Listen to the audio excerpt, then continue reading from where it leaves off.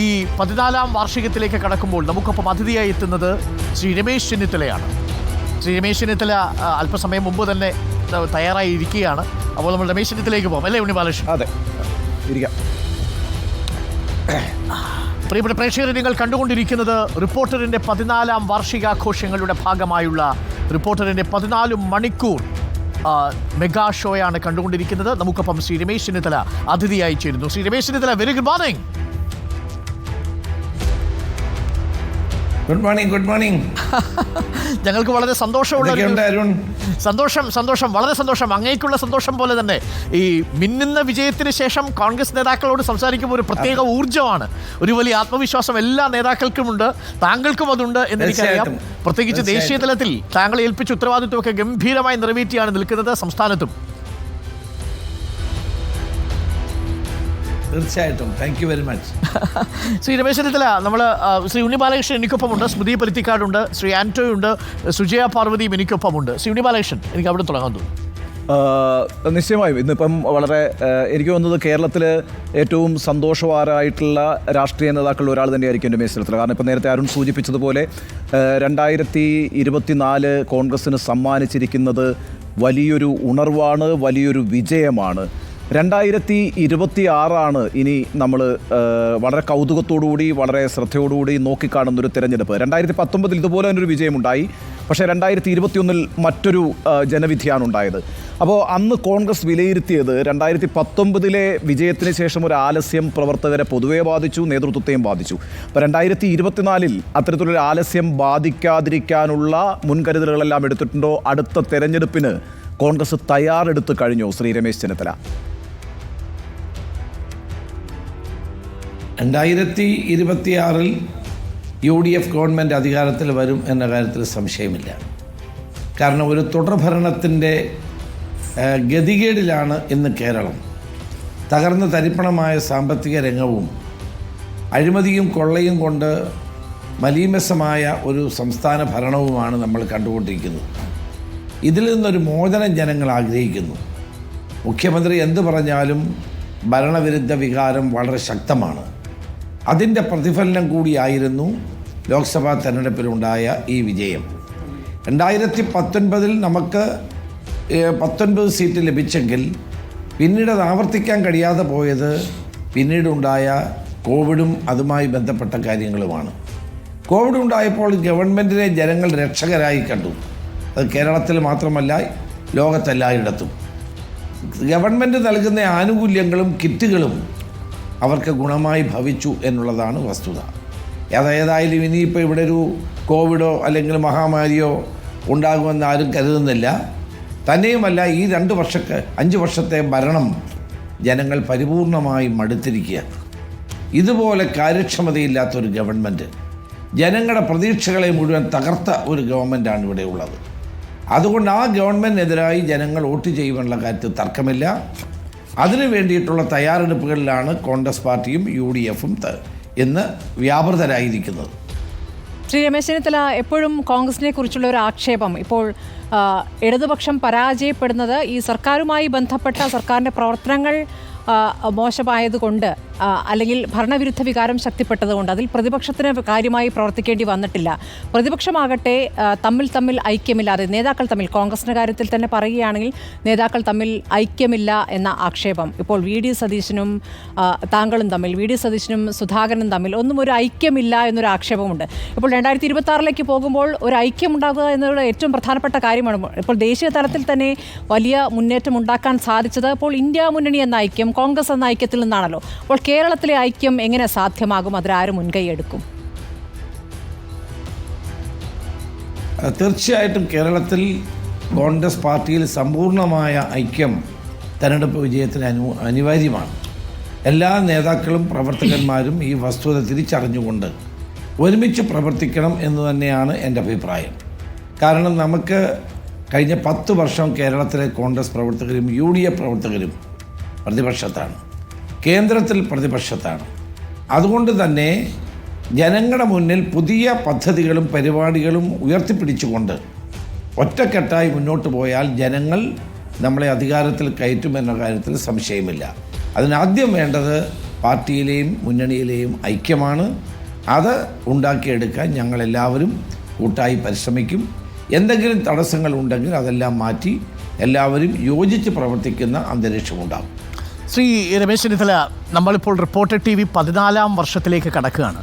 Relaunch ചെയ്തിട്ടുള്ള ആദ്യത്തെ വർഷമാണ്. ഞങ്ങൾ പുതിയ എഡിറ്റോറിയൽ ടീമടക്കം റിപ്പോർട്ടർ TVയുടെ സാരഥ്യം ഏറ്റെടുത്തിട്ട് ഒരു വർഷം പൂർത്തിയാവുകയാണ് നാളെ. ഞങ്ങളെക്കുറിച്ച് രാഷ്ട്രീയ പ്രവർത്തകർക്ക് എന്താണ് തോന്നുന്നത് എന്നറിയാനുള്ള കൗതുകമുണ്ട്. ഞങ്ങൾക്ക് നിങ്ങളെക്കുറിച്ച് നല്ല അഭിപ്രായമാണ്. പല ഘട്ടങ്ങളിലും ഞങ്ങളുമായി നിങ്ങൾ സഹകരിച്ചിട്ടുണ്ട്. ഒരുപക്ഷെ ഉമ്മൻചാണ്ടിയുടെ വിലാപയാത്രയിലുടനീളം തുടർച്ചയായി ഞങ്ങളുടെ സംഘം സഞ്ചരിച്ചിരുന്നു. ഞങ്ങളുടെ കണക്കെടുത്ത് നോക്കിയപ്പോൾ ഞങ്ങൾ ചെയ്ത റിപ്പോർട്ടുകളിൽ പാതിയിലേറെയും 60% ഏറെയും ഈ സർക്കാരുമായി ബന്ധപ്പെട്ട വിമർശനങ്ങളോ അതുമായി ബന്ധപ്പെട്ട അന്വേഷണങ്ങളോ ആണ്. 10ഓളം ആളുകളെ ഞങ്ങളുടെ വാർത്താ റിപ്പോർട്ടിങ്ങിൻ്റെ ഭാഗമായി ജയിലിൽ അടച്ചിട്ടുണ്ട്, കുറ്റവാളികളെ. ഏറ്റവും ഒടുവിൽ BC പ്രവീൺ അടക്കം.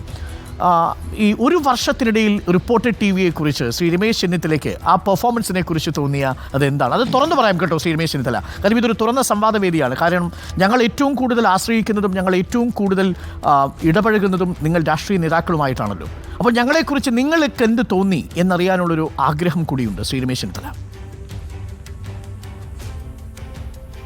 റിപ്പോർട്ടർ TVയുമായി ഏറ്റവും കൂടുതൽ ബന്ധമുള്ള ഒരാളാണ് ഞാൻ.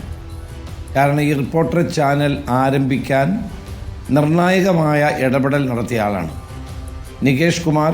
ഞാനന്ന് KPCC പ്രസിഡൻ്റ് ആയിരിക്കുന്ന കാലത്ത് ഇതിന് അംഗീകാരം കൊടുക്കാൻ കേന്ദ്ര ധനകാര്യ വകുപ്പ് ചില തടസ്സവാദങ്ങൾ ഉന്നയിച്ചപ്പോൾ അദ്ദേഹം എന്നെ വന്ന് കണ്ട്, ഞാനാണ് ചിദംബരം, അന്ന് ധനകാര്യമന്ത്രിയാണ്, അദ്ദേഹത്തോട് സംസാരിച്ച് ഈ ചാനലിന് അന്തിമമായ അംഗീകാരം നേടിക്കൊടുക്കാൻ സഹായിച്ചത് എന്നുള്ളത് കൊണ്ട് തന്നെ റിപ്പോർട്ടർ ചാനലിനോട് എനിക്ക് ഒരു വലിയ ബന്ധമുണ്ട്. റിപ്പോർട്ടർ ചാനലിലെ പ്രവർത്തനങ്ങളെ വളരെ ശ്രദ്ധയോടും വീക്ഷിക്കുന്ന ഒരാളാണ് ഞാൻ. കാരണം കേരളത്തിൽ അതുവരെ നിലനിന്നിരുന്ന മാധ്യമ രംഗത്ത് പ്രത്യേകതകൾ മുഴുവൻ മാറ്റിമറിച്ചുകൊണ്ട് പുതിയ രീതി, പുതിയ ഒരു കാലഘട്ടത്തിലേക്ക് കേരളത്തിലെ ദൃശ്യമാധ്യമ രംഗത്തെ കൊണ്ടുപോയ ഒരു ചാനലാണ് റിപ്പോർട്ടർ ചാനൽ. വാസ്തവത്തിൽ ഇത് ആദ്യം അങ്ങൊരു മാറ്റം ഉണ്ടാക്കിയ ശ്രീകണ്ഠൻ നായരാണ്. ശ്രീകണ്ഠൻ നായർ ഉണ്ടാക്കിയൊരു മാറ്റം കേരളത്തിലെ എല്ലാ ദൃശ്യമാധ്യമങ്ങളും അത് ഉൾക്കൊണ്ട ഒന്നാണ്. അത് കഴിഞ്ഞ് അതിൽ നിന്നൊക്കെ വളരെ ഫാർ ബെറ്റർ ആയി നിങ്ങൾ വലിയ തോതിലുള്ള ഒരു മാറ്റത്തിന് നേതൃത്വം കൊടുത്തു. പ്രത്യേകിച്ച് നിങ്ങളുടെ ഈ ഉണ്ണി ബാലകൃഷ്ണനും ഒക്കെ കൂടി ഇരുന്നു കൊണ്ടുള്ള ഒരു ചർച്ചയുണ്ടല്ലോ, ഒരു എഡിറ്റേഴ്സ് ചർച്ചയാന്ന് തോന്നുന്നു അല്ലേ, മീറ്റ് ദ എഡിറ്റർ. അതിൽ കഴിഞ്ഞ ദിവസം മീറ്റ് ദ എഡിറ്റേഴ്സ് എന്നുള്ള പങ്ക്തി വളരെ സ്വാഗതാർഹമാണ്. കഴിഞ്ഞ ദിവസം ഞാനത് കണ്ടു. നിങ്ങൾ മാത്രമാണ് BJPക്ക് ഭൂരിപക്ഷം കിട്ടില്ലെന്നും ഇന്ത്യ മുന്നണിക്ക് 130 സീറ്റിലധികം കിട്ടുമെന്നും പറഞ്ഞത്. ആകെ ഇന്ത്യയിലെ ഏക പത്രപ്രവർത്തകൻ ഉണ്ണി ബാലകൃഷ്ണനാണ്. അദ്ദേഹത്തിൻ്റെ ആ ചർച്ച ഞാൻ ഗൗരവത്തോടു കൂടി ഞാൻ കാണുകയുണ്ടായി. ഞാൻ വീണ്ടും അത് കാണുകയുണ്ടായി. ഇന്ത്യയിലെ നിരവധി മാധ്യമ പ്രവർത്തകരുമായി ബന്ധമുള്ള ഒരാളാണ് ഞാൻ. പക്ഷെ ഒരു മാധ്യമവും അങ്ങനെ ഒരു വിലയിരുത്തൽ നടത്തിയില്ല. 400 സീറ്റ് BJPക്ക് കിട്ടുമെന്നുള്ള പ്രചരണം നടത്തിയ രംഗത്ത് ഉണ്ണി ബാലകൃഷ്ണനാണ് BJPക്ക് കേവല ഭൂരിപക്ഷം കിട്ടില്ല എന്നുള്ള നിലപാടെടുത്തത് എന്നത് വ്യക്തമായി പറയാൻ ഞാൻ ആഗ്രഹിക്കുന്നു. മീറ്റ് ദ എഡിറ്റേഴ്സ് ഏറ്റവും സ്വാഗതാർഹമായ ഒരു പരിപാടിയാണ്. പല വിഷയങ്ങൾ, അതിന് പല വശങ്ങൾ ചർച്ച ചെയ്യുന്ന, അതിലൂടെ പ്രേക്ഷകർക്ക് കിട്ടുന്ന ഒരവബോധം, അതൊരു പ്രധാനപ്പെട്ട കാര്യം തന്നെയാണ്. പിന്നെ മാധ്യമങ്ങൾ തീർച്ചയായിട്ടും ഭരണകൂടത്തിൽ വിമർശിക്കും, രാഷ്ട്രീയ നേതാക്കന്മാരെ വിമർശിക്കും, ഞങ്ങളുടെ തെറ്റുകൾ ചൂണ്ടിക്കാണിക്കും. അതൊക്കെ നല്ലത് തന്നെയാണ്. നമ്മൾ തെറ്റുണ്ടെങ്കിൽ തിരുത്തുക എന്നുള്ളതല്ലാതെ നിങ്ങളുടെ തലക്കേട്ട് നിങ്ങളെ ആക്ഷേപിക്കാനും നിങ്ങളെ ജയിലിലടയ്ക്കാനും എന്നുള്ള ഒരു പ്രവർത്തന ശൈലി ഞങ്ങളാരും അംഗീകരിക്കുന്നില്ല. അപ്പോൾ അതുകൊണ്ട് മാധ്യമരംഗത്ത് 14 വർഷക്കാലം റിപ്പോർട്ടർ വഹിച്ച പങ്ക് ശ്ലാഘനീയമാണ്. കേരളത്തിലെ പത്രപ്രവർത്തന രംഗത്ത് നൂതനമായ കാഴ്ചപ്പാടുമായിട്ട് നിങ്ങൾ മുന്നോട്ട് പോയിട്ടുണ്ട്. അതിനെ പൂർണ്ണമായും ഞാൻ സ്വാഗതം ചെയ്യുകയാണ്. ശ്രീ രമേശ് ചെന്നിത്തല 68ാം പിറന്നാൾ ആഘോഷിച്ചിരിക്കുകയാണ്. മെയ്യിലായിരുന്നല്ലോ പിറന്നാൾ. അപ്പോൾ കേരളത്തിൻ്റെ ഒരു മുഖ്യമന്ത്രിയായി വരണമെന്ന് ആഗ്രഹിക്കുന്ന ഒരു വ്യക്തി എന്ന നിലയിൽ 2026 അങ്ങായിരിക്കുമോ മുഖ്യമന്ത്രി സ്ഥാനാർത്ഥി എന്ന നിലയിലെ ഫസ്റ്റ് ചോയ്സ് പാർട്ടിക്ക്? അതെല്ലാം പാർട്ടി തീരുമാനിക്കേണ്ട കാര്യമല്ലേ, അത് നമ്മൾ തീരുമാനിക്കേണ്ട കാര്യമല്ലല്ലോ. പാർട്ടിയും ജനങ്ങളും തീരുമാനിക്കേണ്ട കാര്യത്തിന് മറുപടി പറയേണ്ട ഒരാൾ ഞാനല്ലല്ലോ. ഞങ്ങളുടെ മുമ്പിലുള്ള ഏറ്റവും പ്രധാനപ്പെട്ട കാര്യം UDF ഗവൺമെൻറ് തിരികെ വരിക എന്നുള്ളതാണ്. അത് ജനങ്ങൾ ആഗ്രഹിക്കുന്നു. കാരണം ഈ അഴിമതിയും കൊള്ളയും നടത്തുന്ന നിർജീവമായ ഏകാധിപത്യ പ്രവണതയുള്ള ഈ ഗവൺമെൻറ് മാറണം എന്ന് എല്ലാവരും ആഗ്രഹിക്കുന്നു. അത് കമ്മ്യൂണിസ്റ്റുകാർ പോലും ആഗ്രഹിക്കുന്നു. എന്നാണ് ഈ ഗവൺമെൻറ് ഇറങ്ങുന്നത് എന്നാണ് ആളുകൾ ഇപ്പോൾ ചിന്തിച്ചുകൊണ്ടിരിക്കുന്നത്. മറ്റു കാര്യമൊക്കെ പാർട്ടി തീരുമാനിക്കേണ്ടത്. ശ്രീ രമേശ് ചെന്നിത്തല, അങ്ങ് കേരളത്തിൻ്റെ ഒരു ഏറ്റവും നല്ല ആഭ്യന്തരമന്ത്രിയായിരുന്നല്ലോ. ഇപ്പോൾ ഈ പിണറായി വിജയൻ സർക്കാരിൻ്റെ ആഭ്യന്തരം കണ്ടിട്ട് അങ്ങേക്ക് എന്തു തോന്നുന്നു? എനിക്ക് വളരെ ദുഃഖമുണ്ട്.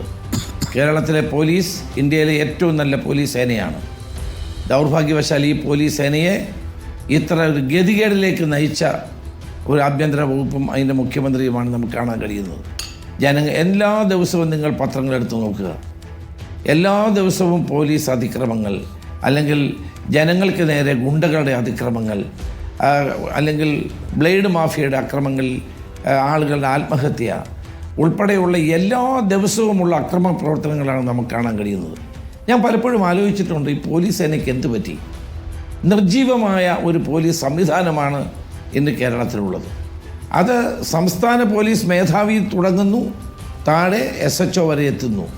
അവരാരും കൊള്ളരാത്തവരായതുകൊണ്ടല്ല, അവരൊക്കെ മിടുക്കന്മാർ തന്നെയാണ്. പക്ഷേ അവരെ നയിക്കുന്നവർ കാര്യക്ഷമതയോടെ അവർക്ക് പ്രവർത്തിക്കാൻ അവസരം കൊടുക്കുന്നില്ല എന്നുള്ളതാണ് ഏറ്റവും വലിയ പ്രശ്നം. ഇവിടെ പോലീസ് പ്രവർത്തിക്കുന്നില്ല. പോലീസ് അതിക്രമങ്ങൾ കാണുമ്പോൾ കൈയും കെട്ടി നോക്കി നിൽക്കുന്നു. പോലീസിൻ്റെ കൈകളിൽ പാർട്ടിയുടെ വിലങ്ങ് പ്രാദേശിക തലങ്ങളിൽ എല്ലായിടത്തും നമുക്ക് കാണാൻ കഴിയുന്നു.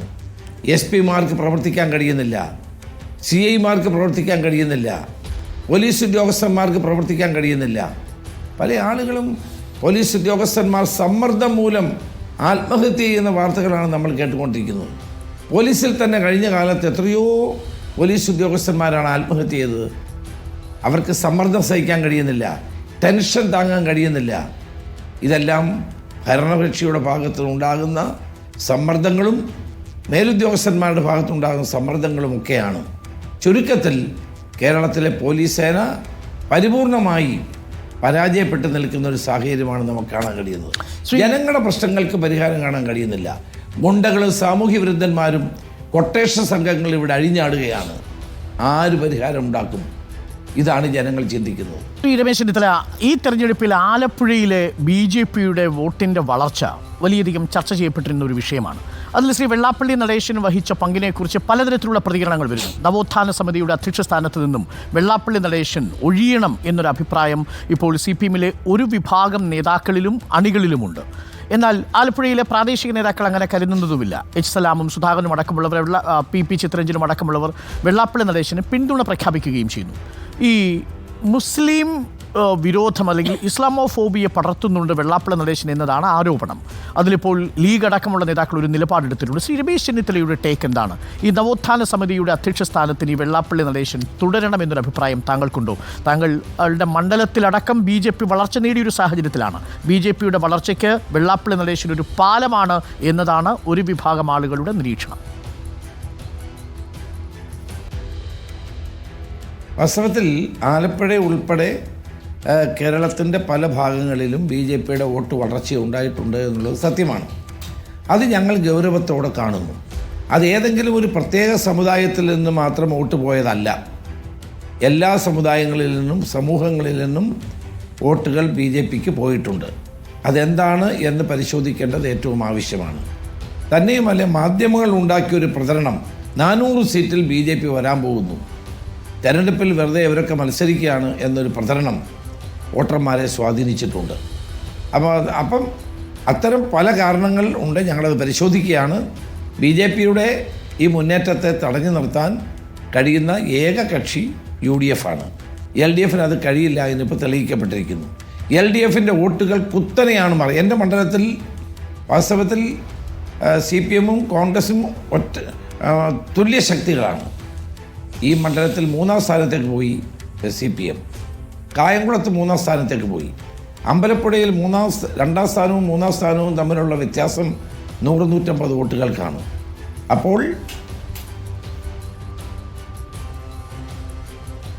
പറഞ്ഞോളൂ കേൾക്കാം. പറയാം. പറയാം. പറഞ്ഞോളൂ സർ. അപ്പോൾ തീർച്ചയായിട്ടും BJPക്ക് ആലപ്പുഴ ജില്ലയിൽ വോട്ട് വർധന ഉണ്ടായി എന്നുള്ളത് വസ്തുതയാണ്. അത് പരിശോധിച്ചുകൊണ്ട് എവിടെയാണ് പാളിച്ച ഉണ്ടായത് എന്ന് പരിശോധിച്ച് തിരുത്താനുള്ള നടപടികൾ ഞങ്ങൾ സ്വീകരിച്ചുകൊണ്ടിരിക്കുകയാണ്. നവോത്ഥാന സമിതിയുടെ അധ്യക്ഷ സ്ഥാനം ശ്രീ വെള്ളാപ്പള്ളി നടേശൻ ഒഴിയണോ വേണ്ടയോ എന്നൊക്കെ ഉള്ളത് ഗവൺമെൻറ് തീരുമാനിക്കേണ്ട കാര്യമാണ്. അതിനകത്ത് ഞാൻ അഭിപ്രായം പറഞ്ഞിട്ട് കാര്യമില്ല.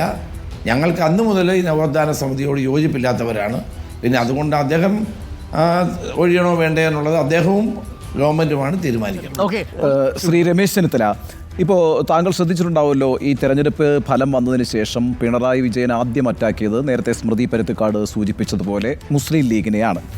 അതിന് CPM-നെ നിർബന്ധിക്കുന്നൊരു ഘടകം ഈ മുസ്ലിം സമുദായത്തിന് വേണ്ടി മുന്നിട്ടിറങ്ങി ചില പ്രക്ഷോഭങ്ങളൊക്കെ നയിച്ചത് ഒരർത്ഥത്തിൽ ഹിന്ദു വിഭാഗങ്ങളെ ആ പാർട്ടിയിൽ നിന്നും അല്ലെങ്കിൽ ആ മുന്നണിയിൽ നിന്നും അകറ്റിയെന്നൊരു വിലയിരുത്തൽ CPM-ൻ്റെ നേതൃത്വത്തിനുണ്ട്. സമാനമായി UDF-ലും ഈ ലീഗിനോടുള്ള ഒരു സമീപനം അല്ലെങ്കിൽ UDF-ൽ ലീഗിനുള്ള ആധിപത്യം അത് ക്രിസ്ത്യൻ സമൂഹങ്ങളെ UDF-ൽ നിന്ന് അകറ്റുന്നു. ഇപ്പോൾ തൃശ്ശൂരിൽ വലിയ വിജയമാണല്ലോ, അപ്രതീക്ഷിതമായ വിജയമാണല്ലോ ഉണ്ടായത്. അത് ക്രിസ്ത്യൻ സമുദായം വോട്ട് ചെയ്യാതെ സാധിക്കുകയുമില്ല. ഇപ്പോൾ ഒരു പ്രതിസന്ധി ഇതുമായി ബന്ധപ്പെട്ട് UDF-ഉം അനുഭവിക്കുന്നുണ്ട്, LDF-ഉം അനുഭവിക്കുന്നുണ്ട്. BJP വളർന്നു വരുന്നതിന് ഒരു ഘടകമായി ഈ പറയുന്ന കാര്യങ്ങളൊക്കെ വർക്ക് ചെയ്യുന്നുണ്ട്. എങ്ങനെയാണ് നിങ്ങൾ രാഷ്ട്രീയമായി ഇതിനെ അതിജീവിക്കുക, ഈ പ്രതിസന്ധിയെ അതിജീവിക്കുക? ഉണ്ണി ചോദിച്ച ചോദ്യം വളരെ പ്രസക്തമാണ്. കേരളത്തിലെ CPM ന്യൂനപക്ഷങ്ങളെ കൈവിട്ടിരിക്കുന്നു. അവർ ഹിന്ദുത്വത്തിൻ്റെ പാതയിലേക്ക് പോകാൻ ആഗ്രഹിക്കുന്നു. ഒരു നയപരമായ മാറ്റമാണ് കാണുന്നത്. ഇടയ്ക്കിടയ്ക്ക് ഇവർ ന്യൂനപക്ഷ കാർഡ് കളിക്കും, ഭൂരിപക്ഷ കാർഡ് കളിക്കും. ഇത്രയും നാൾ ന്യൂനപക്ഷ കാർഡ് കളിച്ചു, ഇനി അവർ ഭൂരിപക്ഷ കാർഡ് കളിക്കാൻ പോകുന്നു എന്നാണ് മുഖ്യമന്ത്രിയുടെ ഈ പ്രസ്താവനയിൽ നിന്ന് നമ്മൾ കാണേണ്ട ഒരു കാര്യം. അത് വളരെ അപകടകരമായ ഒരു രാഷ്ട്രീയമാണ്. ഇവിടെ കോൺഗ്രസ് എടുക്കുന്ന സമീപനം തികഞ്ഞ കറതീർന്ന മതേതര നിലപാടായിരിക്കും ഞങ്ങൾ എടുക്കുന്നത്. അതിൽ ഒരു തരത്തിലും ഞങ്ങൾ വെള്ളം ചേർക്കാൻ ആഗ്രഹിക്കുന്നില്ല. കറതീർന്ന മതേതര നിലപാട് ഇന്ത്യയിൽ എടുത്തിട്ടുള്ളൊരു പാർട്ടി കോൺഗ്രസ്സാണ്. ന്യൂനപക്ഷങ്ങളും ഭൂരിപക്ഷങ്ങളും അടക്കമുള്ള എല്ലാവർക്കും അവസരങ്ങൾ നൽകുന്ന, തുല്യ പരിഗണന നൽകുന്ന ഒരു സമീപനം, അതാണ് കോൺഗ്രസിൻ്റെ അടിസ്ഥാന എന്ന് പറയുന്നത് തന്നെ മതേതരത്വമാണ്. ആ മതേതരത്വത്തിൽ വെള്ളം ചേർക്കാൻ ഞാൻ ആഗ്രഹിക്കുന്നില്ല. തെരഞ്ഞെടുപ്പ് കഴിഞ്ഞ് മുഖ്യമന്ത്രി മുസ്ലിം ലീഗിനെ അറ്റാക്ക് ചെയ്തത് ബോധപൂർവമാണ്. അദ്ദേഹം മുസ്ലിം ജനവിഭാഗങ്ങൾക്ക് അമിതമായ പ്രാധാന്യം കൊടുത്തോ എന്നൊരു സംശയം മുഖ്യമന്ത്രിയുടെ മനസ്സിലുണ്ടായതുകൊണ്ടാണ് കാർഡ് മാറ്റിക്കളിക്കാൻ ആഗ്രഹിക്കുന്നത്. ആ കാർഡ് മാറ്റിക്കളിക്കാൻ തുടങ്ങിയിരിക്കുന്നു. അതിൻ്റെ ആദ്യഘട്ടമാണ് മുസ്ലിം ലീഗിനെ ആക്രമിക്കുന്നത്. അല്ലെങ്കിൽ മുസ്ലിം ലീഗിനെ ആക്രമിക്കേണ്ട എന്ത് കാര്യം ഇപ്പോൾ ഇവിടെ ഉണ്ടായത്? മുസ്ലിം ലീഗ് എന്ത് പ്രശ്നമാണ് ഇവിടെ ഉണ്ടായത്? മുസ്ലിം ലീഗ് വൻപിച്ച ഭൂരിപക്ഷം അവരുടെ കേന്ദ്രങ്ങളിൽ നേടി. അവരുടെ എല്ലാ കുതന്ത്രങ്ങളും, ഇടതുപക്ഷത്തിൻ്റെ എല്ലാ കുതന്ത്രങ്ങളും അതിജീവിച്ചുകൊണ്ട് വൻപിച്ച വിജയം നേടി. അവരെ അഭിനന്ദിക്കുന്നതിന് പകരം അവരെ ആക്ഷേപിക്കുകയും അവരുടെ മുഖം നഷ്ടപ്പെട്ടത് മുഖ്യമന്ത്രിയുടേതാണ്. ജില്ലാ കമ്മിറ്റികൾ നടക്കുന്ന ചർച്ചകളിലൂടെ വ്യക്തമാണ്. മുഖം നഷ്ടപ്പെട്ടത് ഈ ഗവൺമെൻറ്റിൻ്റെയാണ്, മുഖ്യമന്ത്രിയുടേതാണ്. അപ്പോൾ ന്യൂനപക്ഷ കാർഡ് അവസാനിപ്പിച്ചു, ഇനി ഭൂരിപക്ഷ കാർഡ് എടുക്കുകയാണ് പിണറായി വിജയനും CPM-ഉം എന്നുള്ളത് വളരെ വ്യക്തമാണ്. ഈ കാർഡുകൾ മാറ്റി മാറ്റി കളിച്ചാലൊന്നും രക്ഷപ്പെടാൻ പോകുന്നില്ല.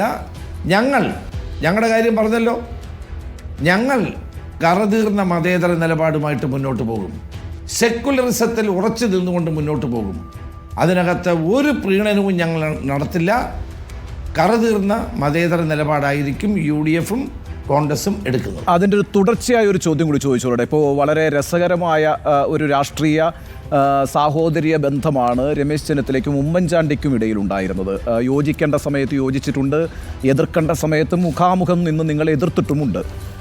ഉമ്മൻചാണ്ടിയെ പോലെ ഒരു രാഷ്ട്രീയ നേതാവിൻ്റെ അഭാവം, അതേപോലെ തന്നെ ഇപ്പം മാണി സാറിൻ്റെ പാർട്ടി LDF-ലേക്ക് പോയി. അപ്പം ഉമ്മൻചാണ്ടിയെ പോലൊരു രാഷ്ട്രീയ നേതാവിൻ്റെ അഭാവം ക്രിസ്തീയ സമുദായത്തിൻ്റെ ഇക്വേഷനെ ബാധിച്ചിട്ടുണ്ടോ? അത്തരത്തിൽ ഒരു നേതാവുമായി ബന്ധപ്പെട്ടല്ല ഒരു സമുദായം നിലപാടെടുക്കുന്നത് എന്ന് എനിക്കറിയാം. എങ്കിൽ കൂടിയും ചില നേതാക്കൾക്ക് അത്തരത്തിൽ ചില പ്രാധാന്യങ്ങളും ഉണ്ടല്ലോ. അപ്പോൾ താങ്കൾ ഈ കോൺഗ്രസ് രാഷ്ട്രീയത്തിൽ ഉമ്മൻചാണ്ടിയെ, UDF രാഷ്ട്രീയത്തിൽ ഉമ്മൻചാണ്ടിയെ മിസ് ചെയ്യുന്നുണ്ടോ രമേശ് ചെന്നിത്തല?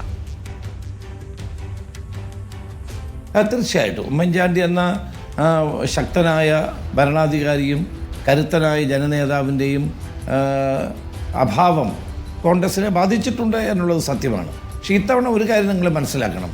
ക്രൈസ്തവ മതന്യൂനപക്ഷങ്ങൾ ഒറ്റക്കെട്ടായി ഇത്തവണ UDFന് അനുകൂലമായ നിലപാടാണ് സ്വീകരിച്ചത്. കാരണം കേന്ദ്രത്തിലുണ്ടായിരിക്കുന്ന BJPയുടെ ഏകാധിപത്യത്തിനെതിരായി അവർ ഒറ്റക്കെട്ടായ നിലപാട് സ്വീകരിച്ചു എന്നുള്ള സത്യമാണ്. തൃശ്ശൂരിലെ കാര്യം ഒരു പ്രത്യേകതയാണ്, അതെല്ലാവർക്കും അറിയാം. സ്ഥാനാർത്ഥിയുടെ പ്രത്യേകത കൊണ്ട് ജയിച്ചത് മാത്രമാണ്. അല്ലാണ്ട് അവിടെ എന്തെങ്കിലും ഒരു സമുദായത്തിൻ്റെ ഒഴുക്കുണ്ടായതായിട്ടൊന്നും ഞാൻ കരുതുന്നില്ല. ഇത്തവണ ഒരു മതേതര വോട്ടുകൾ UDFന് ലഭിച്ചു. അതാണ് ഇത് നമുക്ക് കാണാൻ കഴിയുന്ന ഏറ്റവും വലിയ പ്രത്യേകത. Okay, thank you Shri Ramesh Chennithala. Ramesh Chennithala എങ്ങനെ ഈ യാത്രക്കിടയിലൊക്കെ ക്രിക്കറ്റൊക്കെ കാണുമായിരുന്നോ? ഇന്നലെ വേൾഡ് കപ്പിൻ്റെ ഫൈനൽ കാണാൻ സമയം കിട്ടിയിരുന്നോ? ഇന്നലെ കണ്ടു. അത് വളരെ ആവേശകരമായി തന്നെ കണ്ടു. അവസാനം വരെ നമ്മളൊക്കെ മുൾമുലയിലായിരുന്നു. അതേതായാലും വിജയിച്ചു എന്നതിൽ വലിയ സന്തോഷമുണ്ട്.